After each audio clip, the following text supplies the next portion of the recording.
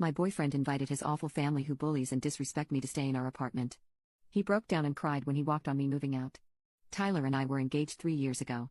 I ended things because of his family's contact interference. I returned the ring and tried to move on as best as possible. 1 year later, we started to talk again. I had already taken a new job that removed me from the area and I'm making 5x his salary. We decided to give it a try and take things slow. He moved to a town halfway from where I live now, and after almost a year, we decided to move in together. He rented a place, and while I didn't agree to fully move in, I would stay for 2 nights a week while working near his area. I also bought all the furniture and considered accepting my ring back. Everything seemed good until he lost his job. He became very bitter because he was not only passed over for a promotion but laid off. I had to help him with his bills, and I was okay doing it while he got back on his feet, but I noticed that he violated the boundary I had established with his family. Tyler started doing video calls and giving them virtual tours of the place despite me telling him that I did not wish to appear on camera. He used my phone to call them, and this made me very angry. I never asked him to cut his family off. All I asked was to never be forced to interact with them. I'd agreed that I would be civil and polite should there ever be a wedding, but there would be no phone calls, and I would attend 0 family functions.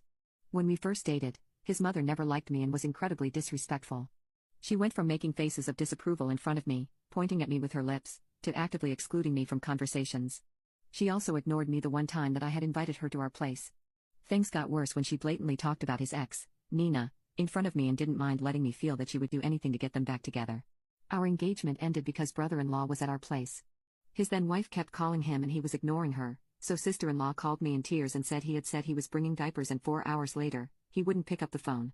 I passed the phone down to brother-in-law and he yelled at her. I called him out for it, and we argued. Mother-in-law called me after that and insulted me. She said I had no business meddling in her other son's marriage and that she hoped her son open his eyes and leave me. I was still very confident in my relationship with Tyler and put her in her place. She started crying and said she wished her son would put cuernos on me, Spain slang for cheating, because he's fit and I'm a little chubby and I had lucked out.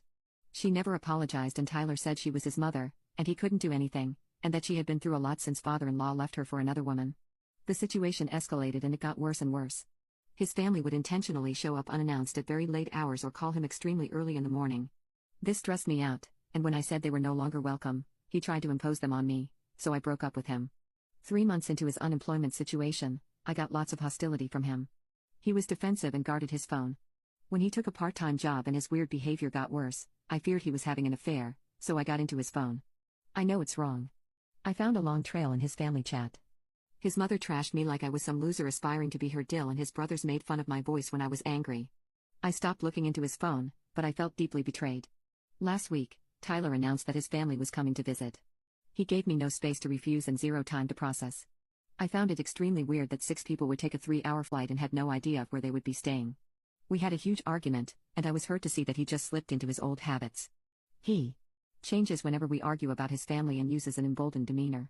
He shut down my objections by rubbing it on my face that it was his house and I needed to stop being so childish because if his family needed to stay over, we wouldn't turn them away. I have no proof of this, but I think maybe this is why he chose a 4-bedroom place. He said the extra beds that I bought would be great for inviting friends over. I never questioned him because I never thought I would end up having to help him pay his rent.